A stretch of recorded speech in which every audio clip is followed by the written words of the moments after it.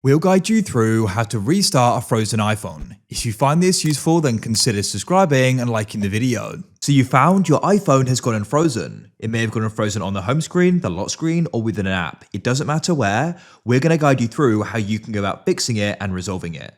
So this can be really annoying because you're then unable to go and use it. Perhaps you're trying to go and watch something or do something and now you're unable to.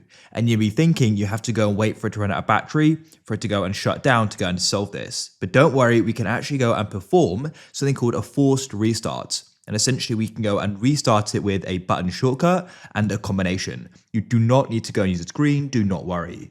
So make sure it's this full guide, step by step, to know exactly what you need to do. So to get started with this, you need to go and we're going to press the volume increase, decrease, and you tap and hold the side button.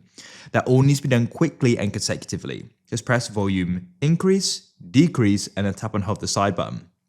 Now, when your phone is frozen, nothing's going to change. It's going to stay the same. Do not worry.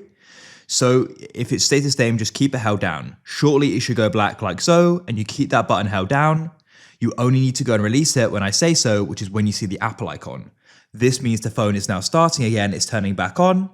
So you can go and wait. It shouldn't go and take too long. I find the newer iPhones do start up pretty quickly. Older ones do take a slightly longer, but it won't take long. And here we are. It's now come back on. You can then swipe up. Because we've just restarted it, we can't use Face ID, and hopefully now it's working and it's no longer frozen. If you found this useful, then consider subscribing and liking the video. Have a great day.